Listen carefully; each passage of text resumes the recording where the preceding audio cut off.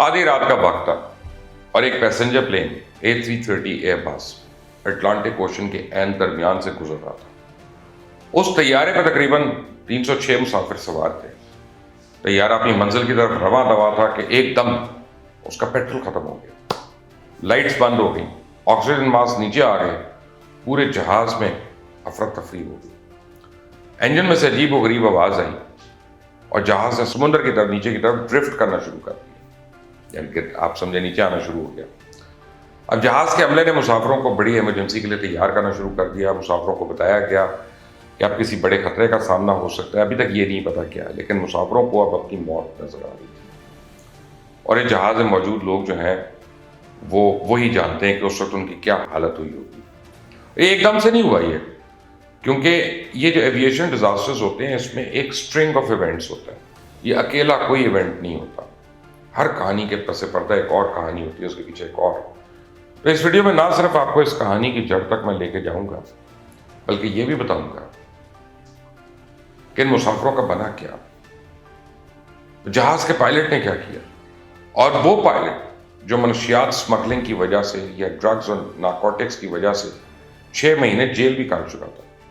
अब बगैर पेट्रोल के समुद्र के ऊपर एक मॉडर्न तैयारा, उसका पेट्रोल खत्म हो जाना, वो भी एयरबस का, ये कोई मामूली बात तो नहीं थी। बहुत से लोगों को शायद ये लग रहा हो कि ये सिर्फ एक टेक्निकल मसला था और बात यहीं पे खत्म हो जाती, लेकिन बात यहाँ खत्म नहीं हुई, क्योंकि ये कहानी इंसानी सोच की है। ये एक ऐसी कहानी है जो इंसान को बताती है कि वो हंगामी सूरत हाल में कैसे फैसले ले सकता है, अपने जज्बात पे काबू रखे, और कैसे उसके जज्बात उसके फैसलों पे नजरअंदाज होते हैं, जबकि उसके पास मालूमात भी दुरुस्त ना हो, उसकी इंफॉर्मेशन भी फॉल्टी हो। और ये कहानी है एयर ट्रांसैट फ्लाइट 236 की, कि 23 अगस्त 2001 की एक शाम को इस मुसाफिर तैयारे ने 293 मुसाफिर और 13 क्रू मेंबर्स के साथ टोरंटो के एयरपोर्ट से इसने टेक ऑफ किया लिस्बन के लिए, पोर्चुगल के लिए। 7 घंटे की फ्लाइट थी। ज़्यादातर मुसाफिर जो थे वो पोर्चुगल छुट्टियां गुजारने जा रहे थे, और में से कुछ पोर्चुगल के शहरी भी थे, और जो कनाडा से अपने घर के लिए जा रहे थे। उनको नहीं मालूम कि जिस जहाज में सफ़र करने जा रहे थे, अब से कुछ देर बाद उसके इंजन जो हैं अटलांटिक ओशन के ऊपर बंद हो जाएंगे ऐन दरमियान, और वो एक बड़े हादसे का शिकार हो सकते हैं। मॉडर्न तैयारा, एक जदीद तैयारा जिसमें हर किस्म की सफरी सहूलियात, जदीद दौर के तकाज़ों को पूरा करते हुए तमाम टेक्नोलॉजी मौजूद है। और ये वो पैसेंजर प्लेन था, यानी ये बस दुनिया के महफूज तरीन तैयारों में A330 को शुमार किया जाता है, क्योंकि और ये जो पर्टिकुलर जहाज था जो फ्लाइट कर रहा था, ये तो 2 साल पहले इसने अपनी पहली फ्लाइट की थी, तो ये कोई पुराना भी नहीं था। और इस तैयारे को कमांड कौन कर रहे थे? कैप्टन रॉबर्ट जो था बेसिकली एक 48 साल का पायलट, और 48 साल की उम्र में वो 16,000 घंटों का उनका एक्सपीरियंस था। लेकिन उनका माजी को इतना दरख्शां नहीं था। कैप्टन रॉबर्ट इससे पहले 16 महीने तक कैद काट चुके थे, 6 नहीं, मैंने आपको पहले 6 महीने बताया, वो 16 महीने कैद काट चुके थे। वो हुआ क्या था, एक छोटे तैयारे में वो अमेरिका में मैरिजुआना स्मगल करने के जुर्म में उनको सजा सुनाई गई थी। उनके साथ उनके एक फर्स्ट ऑफिसर थे डर्क जैगर। अच्छा, डर्क जैगर जो थे एयरलाइन में आने से पहले एक तजुर्बेकार ग्लाइडर पायलट थे, और वैसे उनके जो फ्लाइंग आवर्स थे वो तकरीबन 5,000 घंटों के करीब थे, जिनमें से 400 घंटे का तजुर्बा तो सिर्फ इस A330 का था उनको। अब तैयारे ने मामूल के मुताबिक हवा में उड़ान भरी, यहाँ तक सब कुछ ठीक था। टोरंटो के पियर्सन के गेट से निकलते हुए हवाई जहाज में 46.9 टन फ्यूल था, जो कि ज़वाबित की ज़रूरत से आप समझें जो 4.5 टन ज़्यादा था शायद। जहाज ने रनवे से परवाज भरी। जहाज 390 यानी 39,000 फीट की बुलंदी पर सफ़र करता हुआ अपनी मंजिल की तरफ गामजन किया। पहले 4 घंटे बड़े सुकून में थे, सब कुछ ठीक चल रहा था। मुसाफिरों ने आराम करना शुरू कर दिया था। वो होता है रात को खाना खा के फिर वो पीछे कर लेते हैं, कैबिन लाइट्स डिम हो जाती हैं, सो लेते हैं लोग, या कोई रीडिंग लैम्प जला के रीडिंग करना शुरू कर देता है, इसलिए कि सुबह उनको अपनी मंजिल पर पहुंच जाना था। टोटल 7 घंटे का सफ़र। इस तरह लंबी फ्लाइट्स में पायलट्स को कॉकपिट में कुछ ज़्यादा काम तो नहीं करना पड़ता, लेकिन इतना नहीं। पायलट्स ने अपनी चेक लिस्ट मुकम्मल की। उनमें से एक की जिम्मेदारी ये होती है कि फ्लाइट प्लान के मुताबिक पेट्रोल की क्वांटिटी को चेक किया जाए। एयर ट्रैफिक कंट्रोल को अपनी रेगुलर पोजीशंस और अपडेट्स भी देना होता है। इसके अलावा एयरक्राफ्ट के सिस्टम्स को मॉनिटर करना होता है। فلائٹ کی پرواز کو ابھی مشکل سے 4 گھنٹے ہوئے تھے اور صبح کے 5 بجے ہوتے کہ جہاز کے نمبر 2 انجن میں دائیں جانب جو تھا اس نے ایک انیوژل سی ریڈنگ دینا شروع کر دی. اس وقت جہاز سمندر پہ آدھا سفر کر چکا تھا. اب کمپیوٹرز نے ریڈنگ دینی شروع کر دی کہ آئل پریشر زیادہ ہے، پھر کم ہے، آئل کوانٹٹی کم ہے، اور پھر آئل ٹیمپریچر لو ہو گیا. پائلٹس نے یہ کمبینیشن کی وارننگز جو ہیں یہ پہلے کبھی دیکھی نہیں تھی کہ ایک ساتھ یہ 3 ڈفرینٹ وارننگز آ رہی ہوں. عام طور پہ اس طرح کی فلائٹس میں انجن آئل ٹیمپریچر جو ہائی ہوتا ہے، نیچے نہیں ہوتا.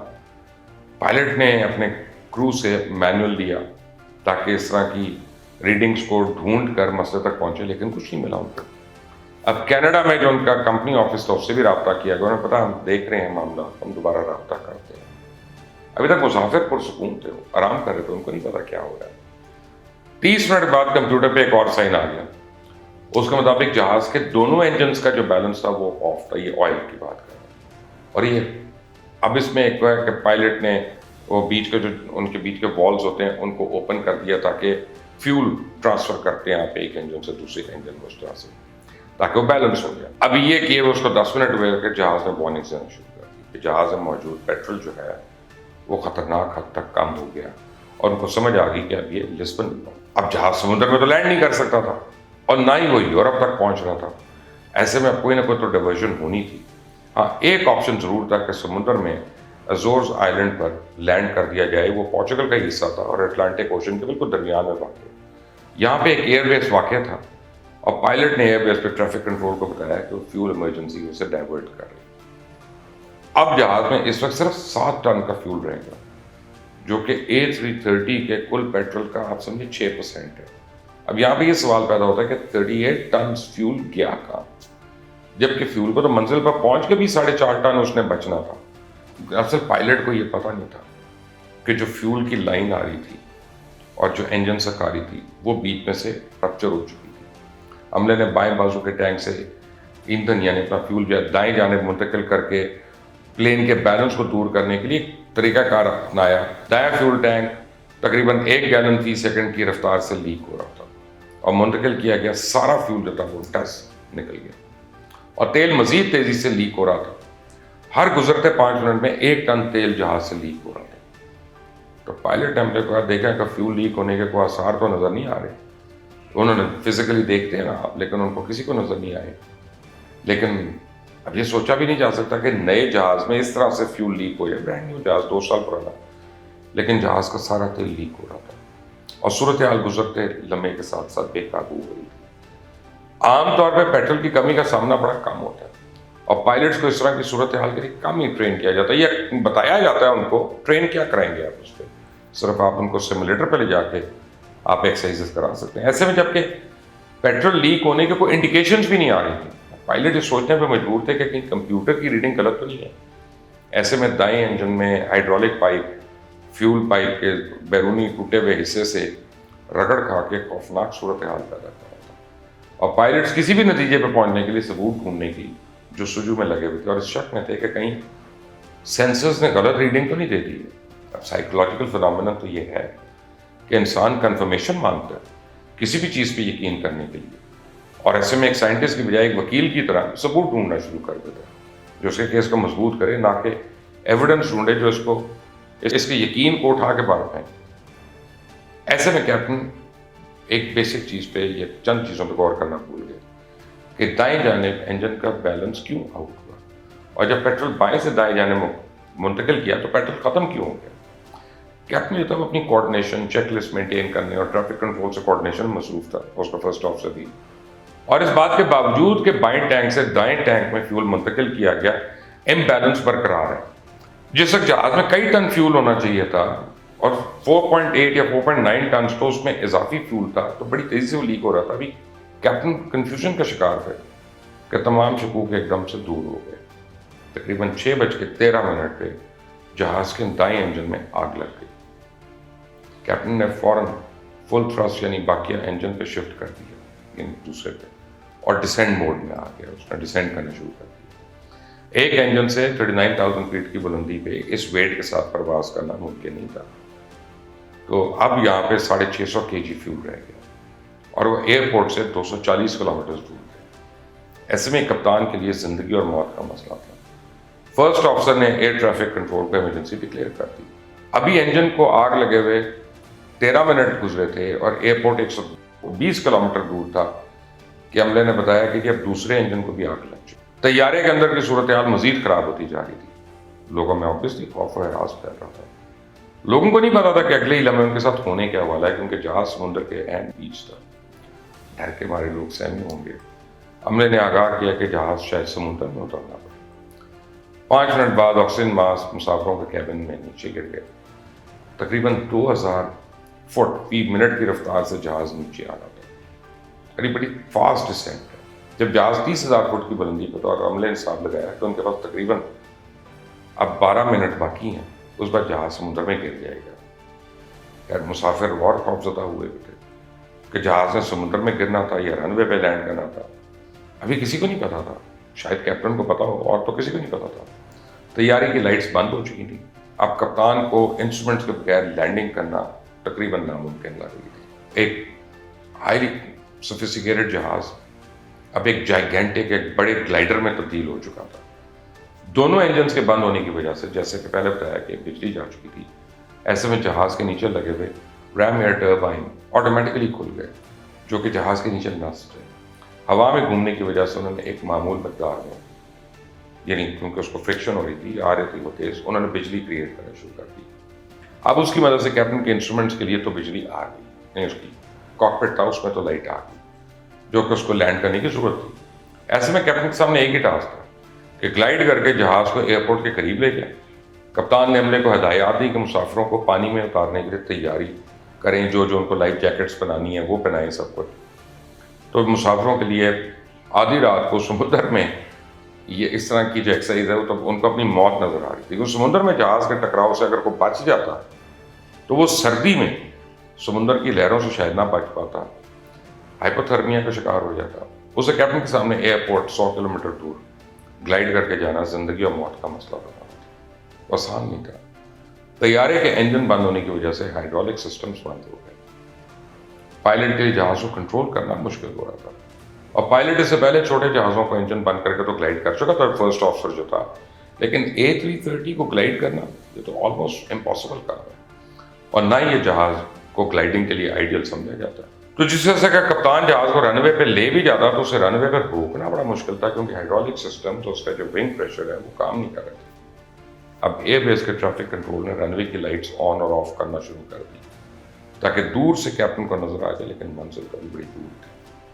کیپٹن جہاز کے ڈسینٹ کو اس لحاظ سے مینٹین کر رہا تھا کہ اس کا الٹیٹیوڈ جو ہے مطلوبہ سپیڈ میں کم سے کم نیچے ہو، کیونکہ اگر جہاز زیادہ نیچے آ جاتا تو منزل تک تو گلائڈ نہیں کرتا تھا۔ یہاں پہ ایک اور مشکل آ گئی۔ کیپٹن اگر جہاز کی سپیڈ کو 140 ناٹ سے کم کرتا ہے تو جہاز کے نیچے لگی ٹربائن جو ہے وہ بجلی بنانا بند کر دیتی ہے، اور کیپٹن کے لیے انسٹرومنٹس کے بغیر اندازہ لگانا مشکل ہو جاتا ہے، جبکہ وہ 200 ناٹ کی سپیڈ سے بھی نہیں جا سکتا تھا، کیونکہ لینڈنگ گیئر کا پھر کھلنا ہی ناممکن ہے۔ ایسے میں جہاز کی سپیڈ کو کنٹرول کرنے کا ایک ہی طریقہ تھا کہ جہاز کی ناک کو اوپر نیچے کر کے اس کو اپ اینڈ ڈاؤن کر کے اس کی سپیڈ کو کنٹرول کیا جائے۔ اب کپتان ایئرپورٹ کے قریب تو پہنچ گیا، لیکن پتہ چلا کہ جہاز ابھی اونچا ہے، کیونکہ ایئر بیس سے 8 میل کے فاصلے پہ تھا، اور جہاز کی بلندی اس وقت بھی 13,000 فٹ تھی۔ عام طور پہ اتنے فاصلے پہ جہاز کی بلندی 3,000 فٹ ہوتی ہے۔ ایسے میں طیارے کے کپتان نے فوری طور پہ جہاز کو ایک 360 ڈگری ٹرن دیا، اور فلائٹ 236 رن وے کے اب قریب پہنچ گیا، لیکن ابھی بھی جہاز زیادہ بلندی پہ تھا۔ دوبارہ 360 ٹرن کے لیے مطلوبہ بلندی بھی موجود نہیں تھی۔ اب پائلٹ نے رائٹ لیفٹ جہاز کو ایس ٹرنز دینے شروع کر دیے، اور رن وے پہ ایمرجنسی لینڈنگ کی تیاری مکمل ہو چکی تھی، فائر بریگیڈ پہنچ چکی تھی۔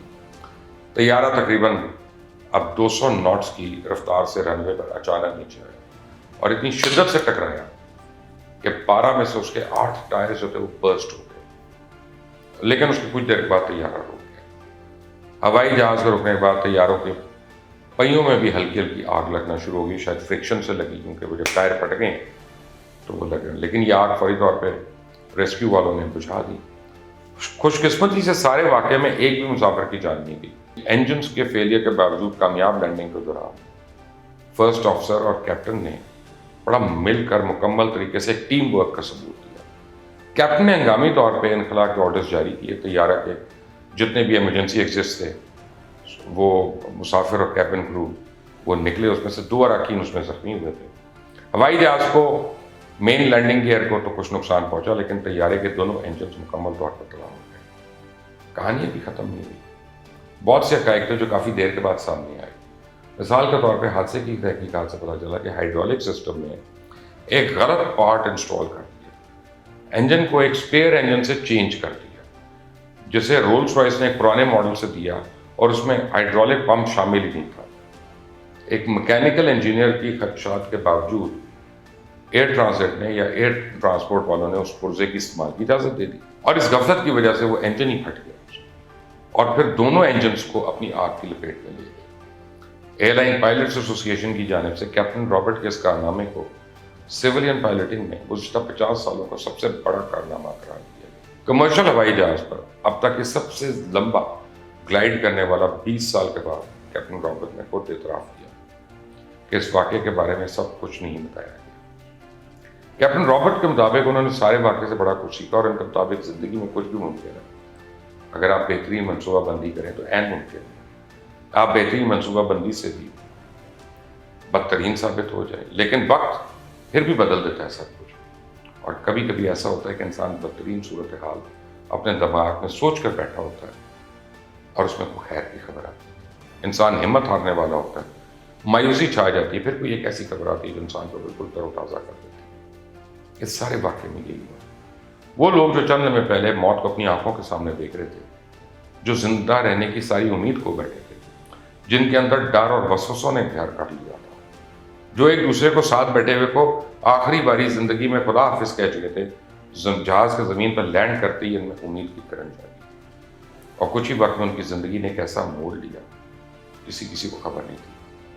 اس حادثے کو گزرے 24 سال ہونے کو ہیں، لیکن یہ ان میں سے کچھ مسافر جو اس کا بتاتے ہیں ان کے ذہنوں میں ابھی بھی نقش ہے، اور لوگوں کو یہ پیغام دیتا ہے کہ زندگی کس قدر انپریڈکٹیبل چیز ہے، آپ کو نہیں پتا اگلے لمحے کیا ہو جائے، تو ہر وقت اللہ کا شکر کریں اور اللہ سے ہی پناہ مانگیں۔ کوئی پتہ نہیں اگلے سفر کی تیاری بہت جلد کرنی پڑے گی۔ اللہ سب کو اپنی امان میں رکھے۔